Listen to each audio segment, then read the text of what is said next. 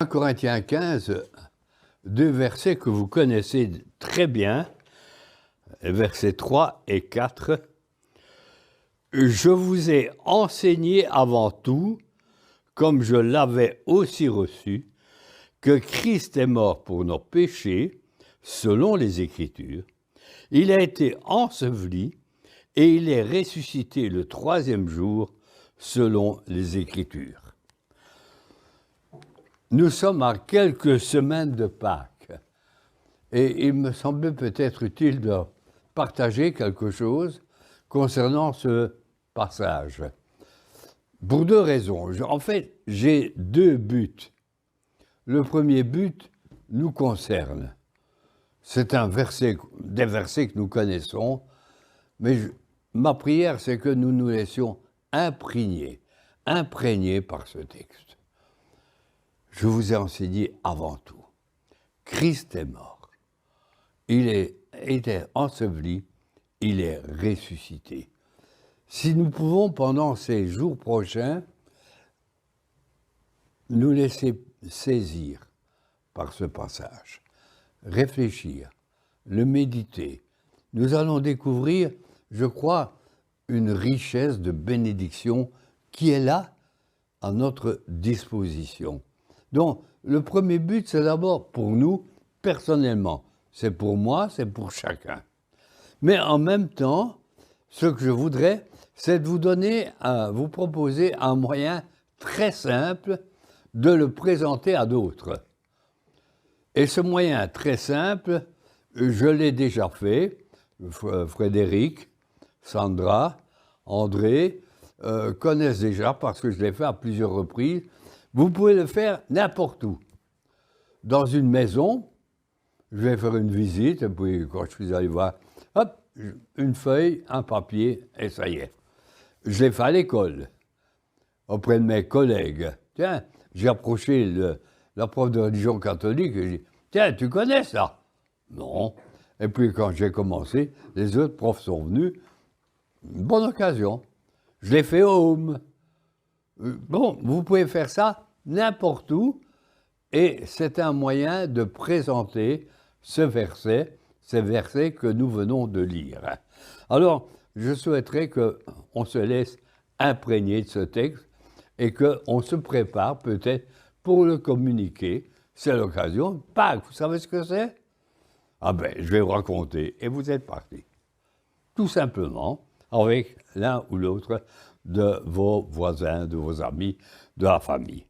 Alors, pour commencer, je commence avec une petite histoire toute simple, mais ce verset que je vous présente,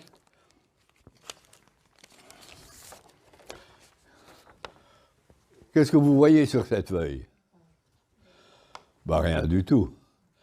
Et le texte que tu viens de lire, 1 Corinthiens 15. Je vous ai enseigné avant tout, comme je l'avais aussi reçu, Christ est mort pour nos péchés, selon les Écritures. Il a été enseveli, il est ressuscité le troisième jour, selon les Écritures. C'est ici. Vous allez me dire, on ne voit rien. Mais il faut apprendre à lire. Et c'est ce que je voudrais faire, c'est simplement apprendre à lire. Alors, pour commencer, je raconte une petite histoire dont je ne garantis pas, malheureusement, l'authenticité. Mais c'est l'histoire d'un Chinois. Ce Chinois est devenu chrétien. Et parce qu'il est devenu chrétien, il a commencé à parler de Jésus n'importe où. Il racontait qui est Jésus, ce que Jésus avait fait pour lui, etc. Et vous savez, en Chine, on ne peut pas parler de Jésus. Donc, les autorités sont venues, ils l'ont averti. Tu ne peux pas parler de Jésus. C'est interdit, si tu continues, tu vas aller en prison. Et qu'a-t-il fait? Il a continué à parler de Jésus. Et bien sûr, le temps est venu où la police est venue, l'a arrêté et l'a mis en prison. À la sortie de prison, on lui a dit, tu as été puni, maintenant, ne recommence plus. Si tu recommences, tu reviendras. sorti de prison, il a recommencé à parler de Jésus. Et il allait à gauche, à droite, et il a parlé, et on l'a repris, et on l'a remis en prison pour plus longtemps. Quand il est sorti de prison, on lui a dit maintenant, tu as été averti une fois, 2 fois, tu continues, c'est la condamnation à mort. On ne rigole pas. Il est sorti, et il a recommencé à parler de Jésus. Partout où il allait. Voilà. Ce que Jésus avait fait, ce que Jésus avait dit. Il continuait. Et la police est venue. Et il a été condamné à mort. Et à ce moment-là, il y a eu une réaction de la population. Et là, ce qui est assez rare, mais la population a réagi. Et elle a réagi contre les autorités. Comment? Avant, il volait, vous n'avez rien fait. Il battait sa femme, vous n'avez rien dit. Il faisait le mal, vous avez fermé les yeux. Et maintenant qu'il a changé, cet homme-là. Il est devenu honnête. Il a remboursé ce qu'il avait volé. Il ne bat plus sa femme. Il ne va plus au café comme avant. Il est droit. Il rend service. Et vous le condamnez à mort. Ce n'est pas juste. Il faut que vous le libériez. Les autorités ont réfléchi et se sont dit, oui, c'est vrai qu'il a changé. C'est vrai qu'il fait le bien au lieu de faire le mal. On est obligé de le reconnaître, mais on ne peut pas le libérer, on va perdre la face. Qu'en faisons-nous?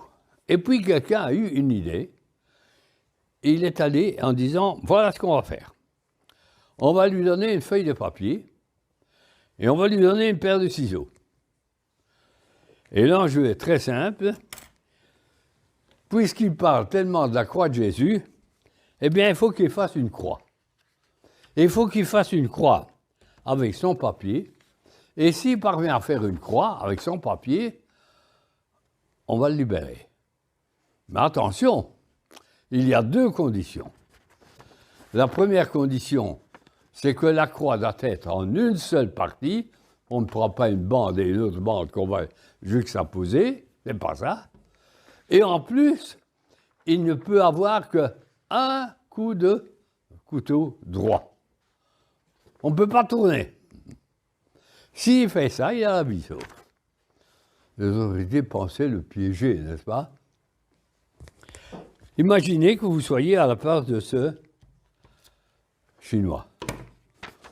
Voilà une feuille, une paire de ciseaux, une croix, mais en une partie et sans tourner.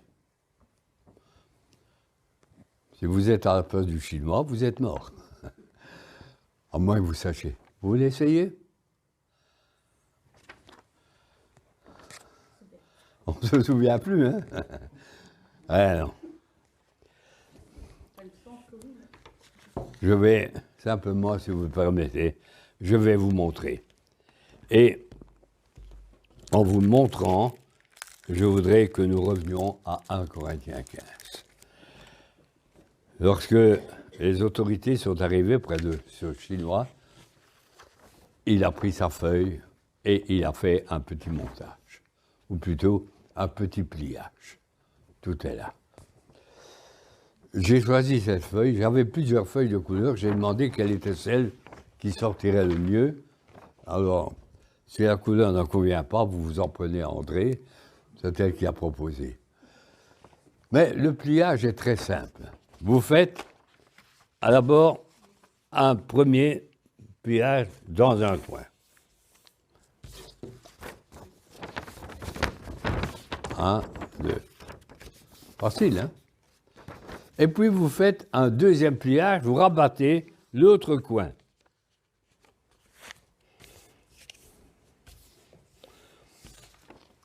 Vous avez la petite maison dans la prairie, mais cette petite maison est quand même grande, hein?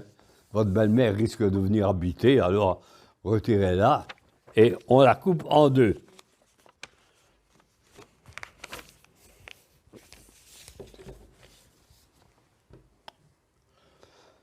C'est encore grand, on va encore la couper.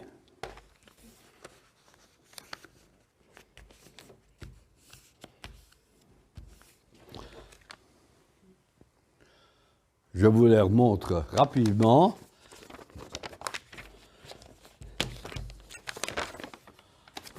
Un premier pliage, un second, vous avez la petite maison, plie en deux, et encore plie en deux. Ça va? Si ça marche, on va essayer. Je coupe le milieu.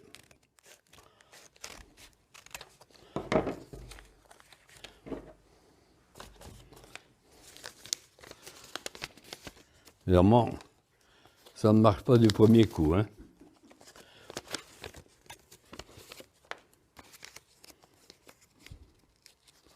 Normalement, ça devrait marcher.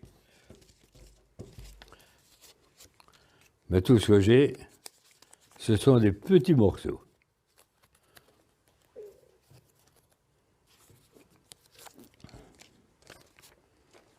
Mais heureusement, le quatrième est le bon.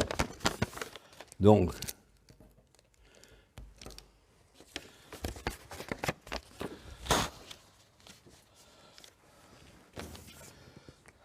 ça marche. Jésus est mort à Jérusalem. Vous connaissez aussi bien que moi le récit de sa passion, sa vie, les accusations, l'arrestation, les souffrances, Gethsémane.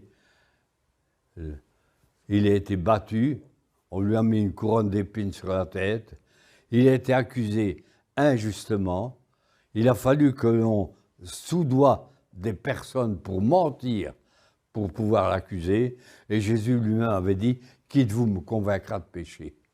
Personne ne pouvait le convaincre. On a eu recours au mensonge, à la tromperie et à la haine. Et finalement, Jésus a été crucifié. Mais quand il a été crucifié, chose étonnante, il n'a pas été crucifié seul.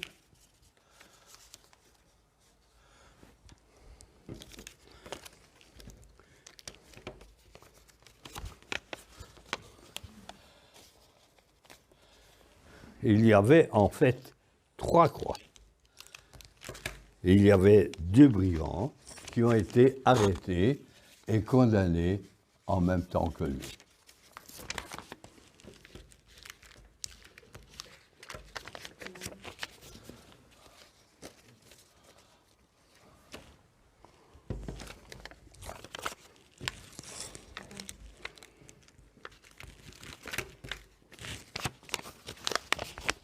Oh, excusez-moi.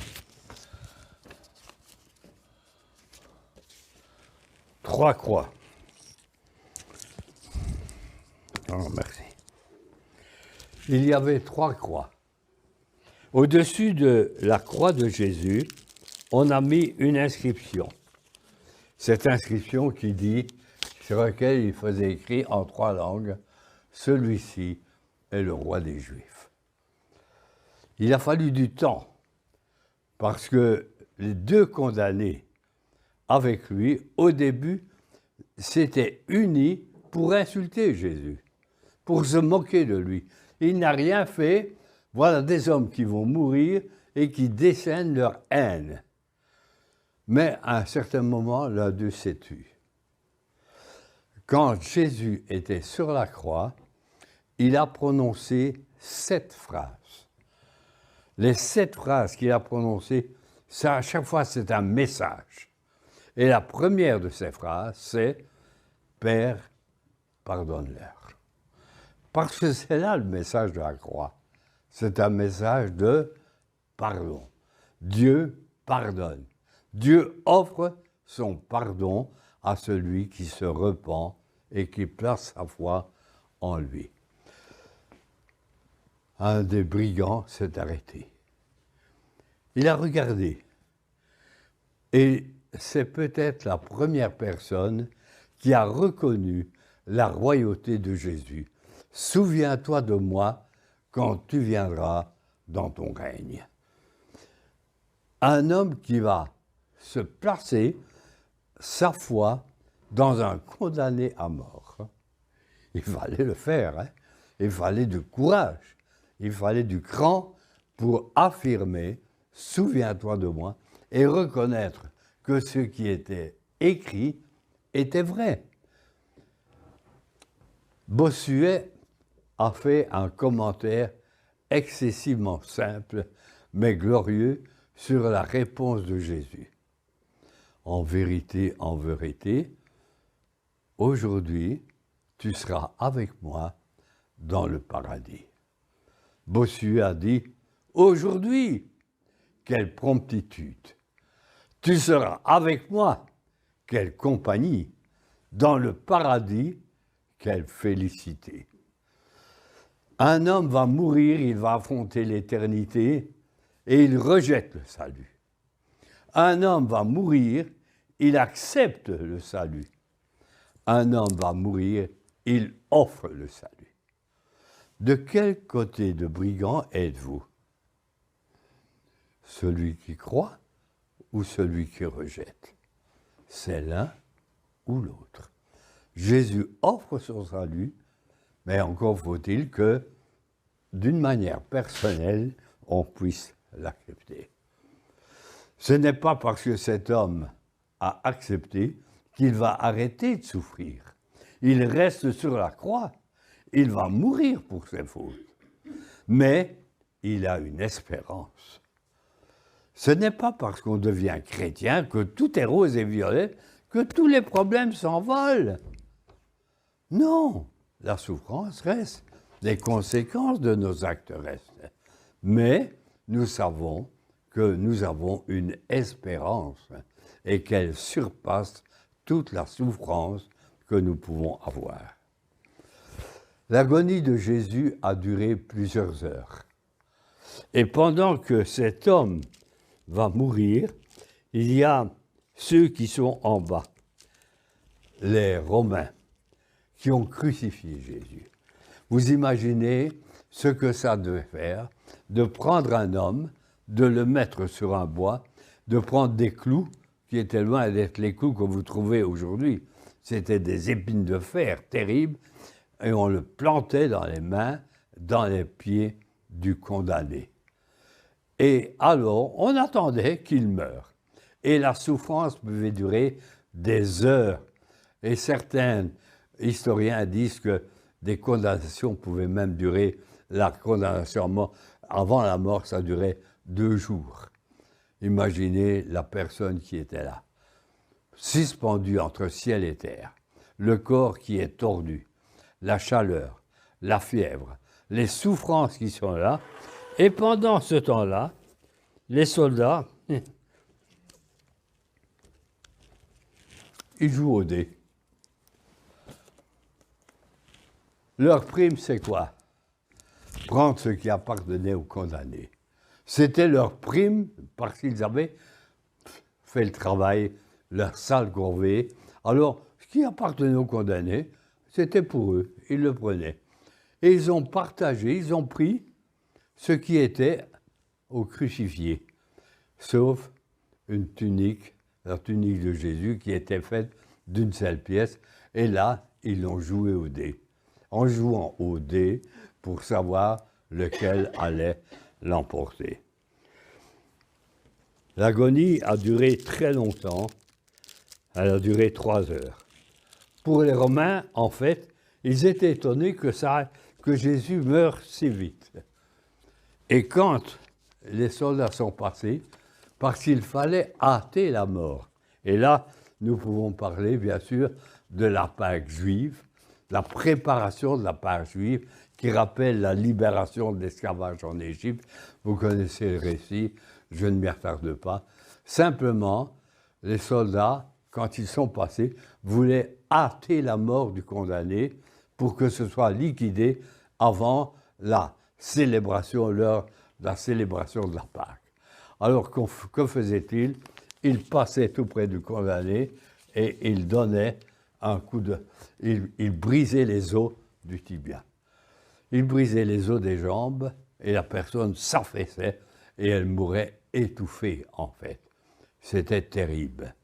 Chose curieuse, c'est que quand ils sont passés près de Jésus, il était déjà mort. Et là, nous avons une prophétie qui se réalise. Aucun de ces os ne sera brisé. Mais si nous réfléchissons bien, et si nous prenons la peine de regarder, il est mort. Et selon les Écritures, toutes les prophéties qui concernent la fin de la vie de Jésus, sa mort, ses souffrances, toute son agonie, tout ce qui a été décrit dans l'Ancien Testament est réalisé à la mort de Jésus.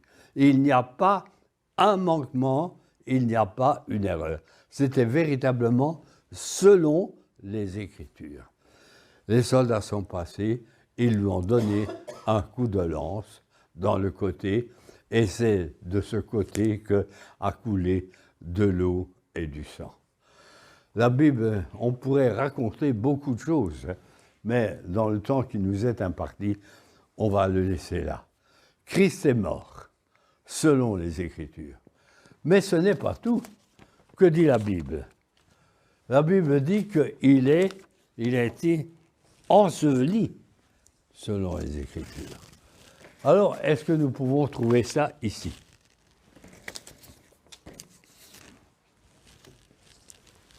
Il y a du vent, c'est la chute des feuilles.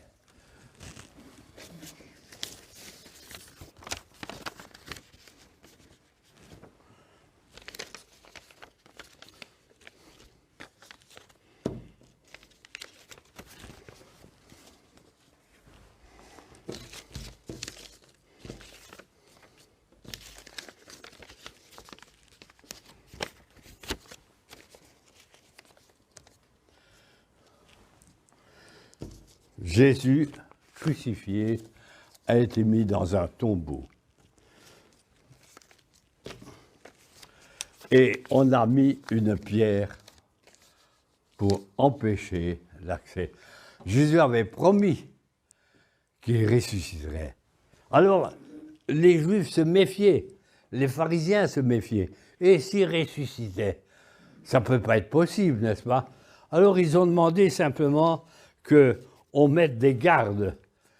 Et les pauvres soldats ont passé leur week-end à garder un tombeau.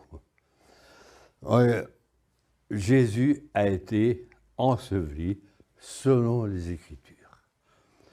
Et il est resté dans le tombeau pendant que des femmes préparaient des parfums. Vous avez remarqué, simplement une petite parenthèse, Marie, un jour, a versé du parfum sur Jésus. Des femmes ont préparé des parfums pour embaumer un mort. C'était trop tard. C'était inutile. Il fallait faire les choses quand c'était le moment. Cette femme, Marie, elle a donné le parfum tant que Jésus était là et qu'il pouvait l'apprécier.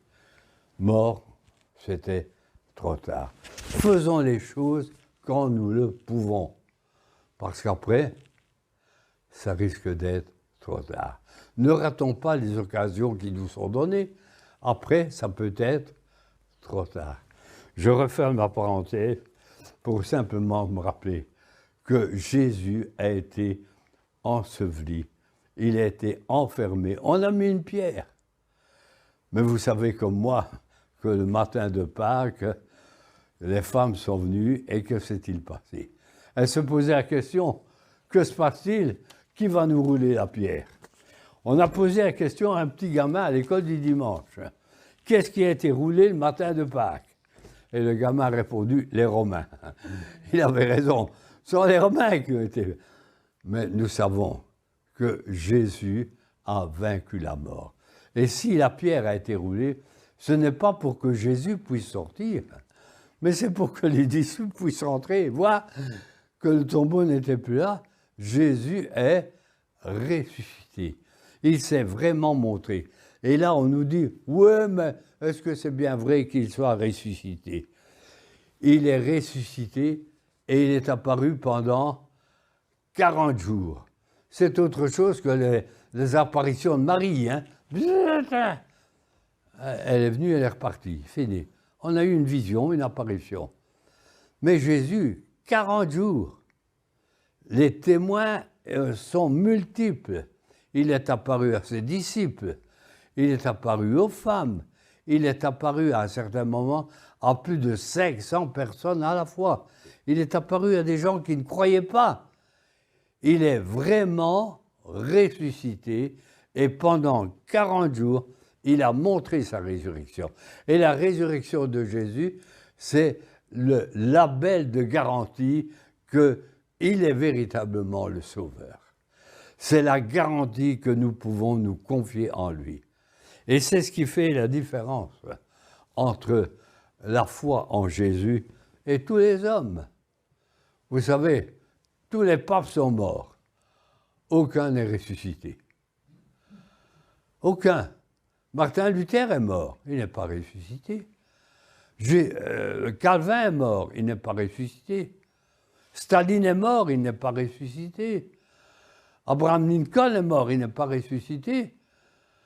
Mais Jésus est mort et il est ressuscité. Il est vivant, il vit au siècle des siècles. Notre Sauveur est un Sauveur vivant et il vit éternellement. Et c'est là où ça devient extraordinaire. C'est qu'après tout ce temps où Jésus s'est montré, où il est parti.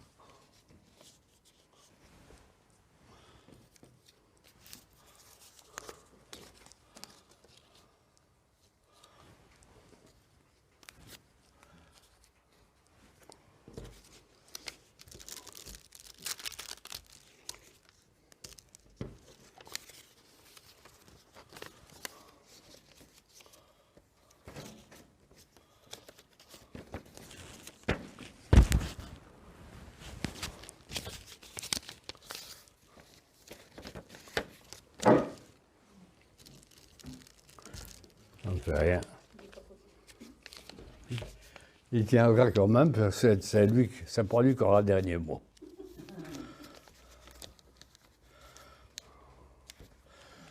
Où est-ce qu'il est, Jésus? Au ciel. Et parce qu'il est au ciel, il a dit, je vais vous préparer une place.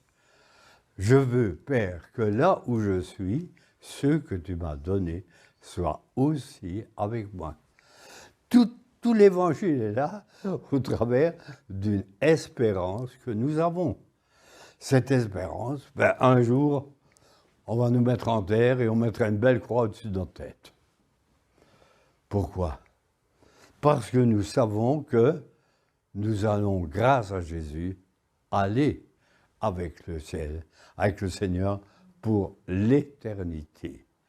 Et c'est là notre force, c'est là notre message. Je vous ai enseigné avant tout, comme je l'avais aussi reçu, que Christ est mort selon les Écritures. Il a été enseveli, il est ressuscité le 3e jour selon les Écritures. Tout le message est là, dans une feuille de papier.